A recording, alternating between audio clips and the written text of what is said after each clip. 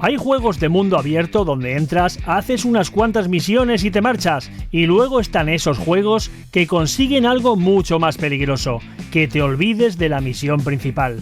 Porque de repente ves algo raro en una esquina, luego alguien sale corriendo, después descubres un callejón que no pensabas explorar, y cuando miras el reloj, han pasado 2 horas. Eso es exactamente lo que transmite Ananta. Y si algo queda claro desde el primer momento, es que este juego no quiere que simplemente recorras una ciudad, quiere que juegues con ella. Porque lo primero que llama la atención no son los personajes, ni siquiera los combates, es la ciudad. Una enorme metrópolis moderna llena de vida, movimiento y situaciones extrañas donde la normalidad y lo sobrenatural parecen convivir constantemente. Y aquí está la primera diferencia importante respecto a otros juegos parecidos. En muchos mundos abiertos, la ciudad existe para llevarte de una misión a otra. En Ananta da la sensación de que la ciudad es una mecánica en sí misma, y eso cambia completamente la experiencia, porque moverte no parece una obligación, parece una diversión. Puedes correr, desplazarte por edificios, aprovechar la verticalidad, moverte por tejados y cruzar zonas urbanas a toda velocidad. Y cuanto más ves de ello, más claro queda que el desplazamiento no es un simple medio de transporte, es parte del juego. Y eso es algo que puede marcar una diferencia enorme en la retención de los jugadores, porque cuando desplazarte es divertido, explorar deja de sentirse como una tarea. Y aquí es donde mucha gente va a empezar a acordarse de otros juegos de mundo abierto centrados en movilidad. Pero Ananta intenta llevarlo a un terreno muy distinto, porque no se apoya únicamente en la velocidad, también se apoya en el misterio. Y eso nos lleva a una de las partes más interesantes de la propuesta: los fenómenos extraños, las anomalías, los sucesos imposibles y las situaciones que rompen la lógica de la ciudad, porque Ananta no parece querer ser únicamente un juego urbano, quiere mezclar lo cotidiano con lo imposible, y eso abre la puerta a muchísimas situaciones distintas. Imagina que estás recorriendo una avenida llena de tráfico, gente caminando, tiendas abiertas, todo parece normal, y de repente ocurre algo que desafía cualquier explicación. Ahí es donde el juego parece encontrar su personalidad, porque constantemente quiere sorprender al jugador. Y eso se nota también en los personajes, porque no parece que vayamos a controlar a una única persona durante toda la aventura.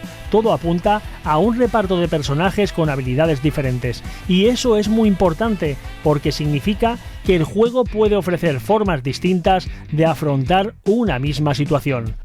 Por ejemplo, un personaje puede destacar más en un combate, otro puede tener una movilidad distinta, otro puede aportar herramientas especiales para determinadas actividades, y cuando un juego construye personajes realmente diferentes, el jugador no se siente que simplemente cambia de apariencia, siente que cambia de forma de jugar. Y aquí llegamos a una parte fundamental, el combate. Porque mucha gente ve a Ananta y se fija primero en la ciudad, pero el combate parece esconder bastante profundidad. Lo que se ha mostrado hasta ahora apunta a enfrentamientos rápidos, muy dinámicos, con mucho movimiento, con cambios constantes de posición y con habilidades especiales que pueden encadenarse. Eso significa que no parece un juego donde te quedas quieto golpeando enemigos, todo apunta a una experiencia mucho más activa, más agresiva, más espectacular, y eso encaja perfectamente con el tono general del juego, porque todo transmite energía, movimiento, velocidad e improvisación. Pero hay algo todavía más importante, la sensación de descubrimiento, porque muchos juegos de mundo abierto te enseñan rápidamente todo lo que tienen. Ananta parece intentar lo contrario, que siempre tengas la sensación de que queda algo por descubrir. Y eso puede ser una de sus mayores fortalezas, porque cuando un jugador siente curiosidad constante, la exploración se vuelve natural. Y aquí aparece una pregunta interesante: ¿qué es realmente Ananta? Porque cuanto más lo observas, menos parece encajar en una sola categoría. Tiene exploración, tiene combate, tiene movilidad, tiene elementos sobrenaturales, tiene personajes distintos, tiene una ciudad gigantesca, y precisamente esa mezcla puede ser una de sus mayores virtudes, porque no parece un juego diseñado para hacer una sola cosa, parece un juego diseñado para ofrecer situaciones constantemente. Y eso puede generar una experiencia muy distinta para cada jugador. Habrá quien se obsesione por explorar, habrá quien quiera dominar el combate, habrá quien pase horas simplemente recorriendo la ciudad, y eso suele ser una señal muy positiva en los mundos abiertos. Además, hay algo que transmite muy bien: personalidad. Y eso es más difícil de conseguir de lo que parece, porque hoy existen muchísimos juegos de mundo abierto, muchísimos, pero muy pocos consiguen que veas una imagen y digas: ¡oh, este juego es algo diferente! Ananta parece buscar precisamente eso, construir una identidad propia.